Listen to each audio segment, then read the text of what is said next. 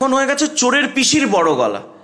চোরের পিসি, চাকরি চোরের পিসি, কয়লা চোরের পিসি, তার বড় গলা আমরা দেখতে পাচ্ছি। যে ভাইপোকে বারবার করে তৃণমূল তৃণমূল তৃণমূল, আমি তৃণমূলে আছি তৃণমূলে আছি তৃণমূলে আছি বলতে হচ্ছে, এদিকে কোনো এক আইনজীবীকে দিয়ে নতুন দল খোলার জন্য তিনি রেজিস্ট্রেশন করাচ্ছেন। কি গল্পটা রয়েছে তৃণমূলের মধ্যে, নিজের দল সামলাক, বিজেপিকে নিয়ে চিন্তা করতে বারণ করুন। আমাদের এই নির্বাচন আসলেই চার্জশিটের কথা মনে পড়ে, তাৎপর্যপূর্ণভাবে চার্জশিট। 2025 সালে তো কোনো নির্বাচন নেই। মমতা বন্দ্যোপাধ্যায় এবং তৃণমূল কংগ্রেসের বিষয়টাই হচ্ছে চোরের মন যেমন পুলিশ পুলিশ, তেমনি তৃণমূলের মন হচ্ছে সিবিআই ইডি। কারণ এরা যে হারে দুর্নীতি করেছে, যে হারে চুরি করেছে, এবং এইবার তো চার্জশিটে ব্যানার্জি পরিবারের নাম ঢুকে গেছে। কাকুর গলা পাওয়ার পর ভাইপোর মাথা টান পড়েছে, ভাইপোর মাথায় টান পড়েছে, তখন ব্যানার্জি পরিবারের দিকে পুরো আঙুল উঠে গেছে যে চুরি দুর্নীতিতে। তো মমতা বন্দ্যোপাধ্যায় বুঝেছেন ওনার যে সততার প্রতীক, ওই প্রচার, ওই আত্মপ্রচার ইত্যাদি সব এবার ভেঙে চুরে তছনছ হয়ে যাবে। সুতরাং মমতা বন্দ্যোপাধ্যায়কে তখন বাঁচতেই হবে। চোরের মায়ের বড় গলা, তেমনি এখন হয়ে গেছে চোরের পিসির বড় গলা। চোরের পিসি, চাকরি চোরের পিসি, কয়লা চোরের পিসি, তার বড় গলা আমরা দেখতে পাচ্ছি। তিনি বলছেন যে জেলে তো অনেককেই ভরেছেন, কটা প্রমাণ করতে পেরেছেন? আরজি কর আমরা দেখলাম প্রমাণ করতে পারেননি, কেসের পর কেস। আরজি করে তথ্য প্রমাণ লোপাট করেছে তো মমতা বন্দ্যোপাধ্যায়ের পুলিশ। ফোন কলে দেখে সেই তথ্য লোপাটে প্ররোচনা দিয়েছেন তো স্বয়ং মাননীয় মুখ্যমন্ত্রী মমতা বন্দ্যোপাধ্যায়। আর কি বলছেন, কোনটা প্রমাণ হয়নি? লিপস অ্যান্ড বাউন্স কোম্পানির 134 কোটির সম্পত্তি বাজেয়াপ্ত হয়েছে। আপনার ভাইপো মুখে আঙুল দিয়ে চুপ করে বসেছিল, তার ক্ষমতা হয়নি চ্যালেঞ্জ করার। যে লিপস অ্যান্ড বাউন্স কোম্পানিতে রেড পড়লে মমতা বন্দ্যোপাধ্যায় বলেন আমার বাড়িতে অত্যাচার হয়েছে, সেই লিপস অ্যান্ড বাউন্স কোম্পানির সাথে সরাসরি নাম জড়িয়েছে নিয়োগ দুর্নীতির, কয়লা পাচার চক্রের। প্রত্যেকটা দুর্নীতি এস্টাবলিশড। কয়েক হাজার কোটির দুর্নীতি হয়েছে রেশন কেলেঙ্কারিতে, এস্টাবলিশড ফ্যাক্ট। মুখ্যমন্ত্রীর দপ্তর, রাজ্য সরকার, তারা এফিডেভিট হাইকোর্টে জমা দিয়েছে যে হ্যাঁ আমরা এসএসসিতে চাকরি চুরি করেছি। আসলে মুখ্যমন্ত্রী দাঁত নামে যে মিথ্যা কথা ভালো বলতে পারেন, আর মুখ্যমন্ত্রী হচ্ছেন মিথ্যাশ্রী মুখ্যমন্ত্রী, উনি মিথ্যা কথাটা বলতে সিদ্ধহস্ত। তাই উনি বারবার এখন কর্মীদেরকে কর্মীদের মনোবল চাঙ্গা করতে মমতা বন্দ্যোপাধ্যায় কথা বলেছেন। কারণ উনি দেখতে পাচ্ছেন ওনার দলের রাজনৈতিক মৃত্যু আসন্ন, আর কয়েক মাসের অপেক্ষা তৃণমূল দলটা পশ্চিমবাংলা থেকে উঠে যাবে। মমতা বন্দ্যোপাধ্যায় বলছেন 215 আসনের বেশি পাবেন। অভিষেক যেটা বলেছেন সেটাকে সমর্থন করেছেন, এবং তার সঙ্গে সঙ্গে আরও বলছেন যে ভোটার লিস্ট দিয়ে ক্লিন করা থেকে যে খেলাটা শুরু হবে, আর শেষ যে খেলাটা হবে সেটা হচ্ছে খেলা নাম্বার 4, বিজেপির হার। স্বপ্ন দেখুন, দুঃস্বপ্ন দেখছেন উনি, স্বপ্নটা দেখুন। দিবা স্বপ্ন দুঃস্বপ্ন কোনটাই দেখা ভালো নয়। 215 ট্রিপল ডিজিট ছবে না তৃণমূল, কোথা থেকে ছবে? 16 লক্ষ ভুয়ো ভোটার যেগুলোকে উনি ঢুকিয়ে রেখেছেন, লাভলি খাতুন, সাদরাডি, এদেরকে যদি বাদ দেওয়া হয়, ভোটার লিস্টের সংস্কার তো হ্যাঁ বাদ দেওয়া হবে, তারপর 90টা সিট পেরোবে না তৃণমূল। তৃণমূল যে এবারে লোকসভা নির্বাচনে না, তৃণমূলের সাথে বিজেপি 90টা আসনে এগিয়ে, আর বাকি প্রায় হচ্ছে 60টা আসনে বিজেপি আর তৃণমূলের মধ্যে ভোটের ডিফারেন্স হচ্ছে 5000-এর নিচে। 150 সিট আমরা এমনি জিতে বসে রয়েছি। মমতা বন্দ্যোপাধ্যায়কে বলুন নিজের ভবানীপুর বাঁচাতে, ভবানীপুরের বুথে বারবার নিজের বুথে হারেন, এবার যেন ভবানীপুরটা বাঁচেন, নাহলে কিন্তু বিধায়কও থাকতে পারবেন না। নন্দীগ্রামে হেরেছেন, ভবানীপুরে হারটা আসন্ন। পিকের আইপ্যাক এটা না, এটা নতুন টিম, এদের সাহায্য করতে হবে, উল্টোপাল্টা বলা বন্ধ করুন। মমতা বন্দ্যোপাধ্যায় জানেন 2026-এর নির্বাচনী বৈতরণী তার দলের মধ্যে, তার দলীয় সাংগঠনিক কাঠামোয় তিনি জিততে পারবেন না। তৃণমূলের সংগঠন ভেতরে ভেতরে ভেঙে গেছে। বখরার ভাগের কারণে, গোষ্ঠীদ্বন্দ্বের কারণে তৃণমূলের মধ্যে আর সেই শক্তি নেই। তাই তৃণমূলকে এখন একটা এইরকম একটি প্রফেশনাল সংস্থা লাগছে যাকে দিয়ে ভোটটা চালাতে হচ্ছে, নাহলে 21-এও থাকতো না, 24-এও জিততো না। তৃণমূলকে এখন তৃণমূল বিশ্বাস করছে না, একটা বোঝার চেষ্টা করুন। আজকেও বলতে হয়েছে অনুব্রতকে যে কাজলকে সাথে নিয়ে চলতে হবে, কাজল অনুব্রত চলছে, ভাদু আনারুল চলছে, জায়গায় জায়গায় দ্বন্দ্ব চলছে, বিধাননগরে সুজিত সব্যসাচী চলছে, সব জায়গায় যেখানে যাবেন সেখানে তৃণমূলের গোষ্ঠীদ্বন্দ্ব। তাই এরকম আইপ্যাককে নিয়ে হচ্ছে।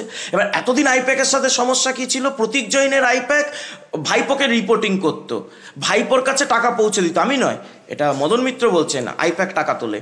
তো এই টাকা তোলা নিয়ে আপোষ হয়ে গেছে, মিটে গেছে এখন, তাই আইপ্যাক ভালো। বাংলা সংস্কৃতি আজ বিপন্ন হতে যাচ্ছে, ওরা বহিরাগত, হিন্দু ধর্মের নামে হিন্দু ধর্মের বদনাম করছে। ইউসুফ পাঠানকে কে পশ্চিমবঙ্গে এনেছে?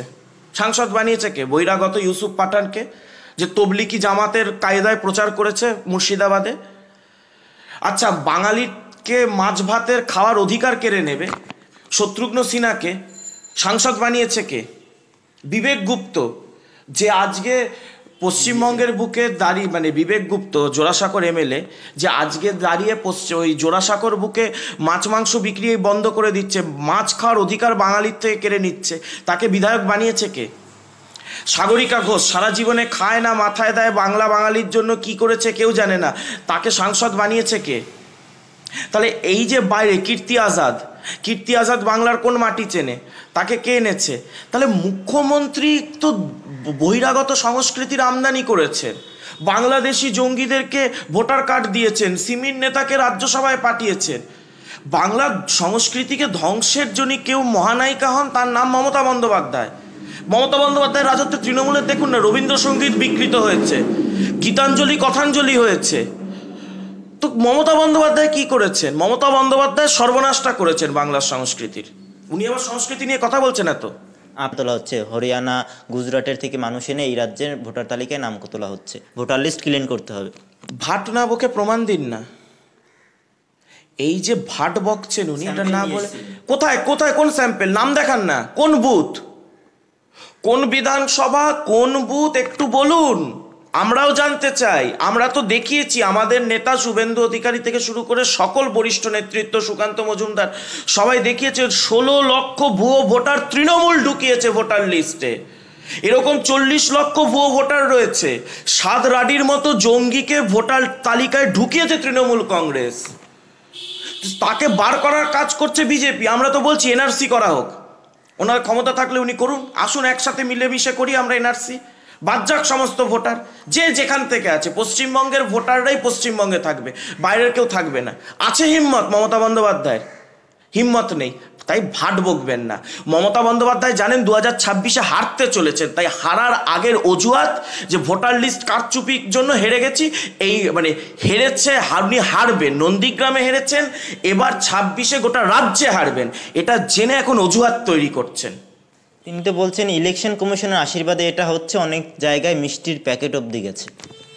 উনি কোথায় কোথায় মিষ্টির প্যাকেট পাঠান, উনি কোথায় কোথায় টাকার প্যাকেট পাঠান, সেগুলোকে উনি বলুন না। কোথায় মিষ্টির প্যাকেট? এই সমস্ত কথা দিয়ে বাংলার মানুষ বুঝবে না। দিল্লি থেকে আপের বিদায় হয়েছে, বাংলা থেকে আপদের বিদায় হবে। এবার মমতা বন্দ্যোপাধ্যায়ের ডিএমরা নিয়ন্ত্রণ করে ইলেকটোরাল লিস্টটা, ভোটার লিস্টে মমতা বন্দ্যোপাধ্যায়ের ডিএমরা নিয়ন্ত্রণ করেন, তাই ভুয়ো ভোটার ঢুকেছে। সেই ভুয়ো ভোটার বার করার কাজ বিজেপি করবে। আর মুখ্যমন্ত্রী জেনে গেছেন উনি প্রাক্তন মুখ্যমন্ত্রী হবেন বলে উনি এসব মিষ্টির প্যাকেট এইসব কথা বলছেন। ওসব মিষ্টির প্যাকেট কেউ খায় না, ওনার মিষ্টির প্যাকেট খেলেই পেট খারাপ হবে। বাংলায় জাগরণ হবে, বহিরাগতদের বাংলা দখল করতে দেব না। ঠিকই তো।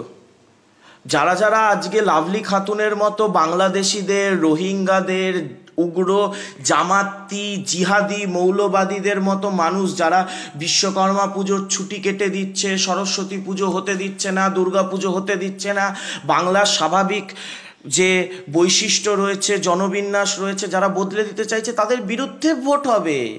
এবং ভোটটা হবে মমতা বন্দ্যোপাধ্যায়ের বিরুদ্ধে, কারণ এই সব কিছুই করছেন মমতা বন্দ্যোপাধ্যায়। মমতা বন্দ্যোপাধ্যায়ের বিদায় সুনিশ্চিত হলে বাংলার প্রকৃত রবীন্দ্রনাথ, নজরুল, শ্যামাপ্রসাদ, বিবেকানন্দ, বিদ্যাসাগরের বাংলা ফিরে আসবে। সেই বাংলাকে ফিরিয়ে আনার লড়াই বিজেপি লড়ছে। মমতা বন্দ্যোপাধ্যায়কে তাড়ালেই বহিরাগত সংস্কৃতির থেকে মুক্তি লাভ হবে। দাদা, মমতা বন্দ্যোপাধ্যায় বলছেন সামনে খেলা হবে, 26-এর খেলা, সেখানে হচ্ছে আর একটু জোরে মারতে হবে বলটা, মানে ক্রিকেট হোক বা ফুটবল, আর একটু জোরে সেই বলটা মারতে হবে, 26-এ আরও বড় খেলা হবে। এতদিন পশ্চিমবঙ্গের মানুষের জীবন নিয়ে তৃণমূল খেলেছে, এবার তৃণমূলকে নিয়ে পশ্চিমবঙ্গের মানুষ খেলবে। আমরাও বলছি খেলা হবে, ভয়ঙ্কর খেলা হবে, কিন্তু এইবার আর তৃণমূল খেলবে না। এইবার ব্যাটিং করবে বিজেপি, নন স্ট্রাইকার এন্ডে থাকবে পশ্চিমবঙ্গের মানুষ। দুজনের যা ব্যাটিং হবে না, প্রত্যেকবার ওই যুবরাজ সিং এর মতো 6-6-6-6-6, তৃণমূল বাউন্ডারির বাইরে চলে যাবে। দেখুন এবার কি খেলা হয়। বলছেন সুকিতকিত খেলাও হবে, আর খেলা শুরুটা হবে ভোটার লিস্ট ক্লিন থেকে। হ্যাঁ, একদম আমি মমতা বন্দ্যোপাধ্যায়ের সাথে সহমত। ভোটার লিস্টেই সাদরাডির মতো জিহাদি জঙ্গি মৌলবাদীগুলোকে বের করে 16 লক্ষ ভুয়ো ভোটার বের করে, আরও যেগুলো তৃণমূলের ভুয়ো ভোটার ঢুকে রয়েছে, লাভলি খাতুনের মতো মানুষজন, তাদেরকে বের করে চুকিতকিত নয়, ভোগ কাট্টার খেলা হবে, ভোগ কাট্টা তৃণমূল। তৃণমূল বাংলা থেকে ভোগ কাট্টা হয়ে যাবে।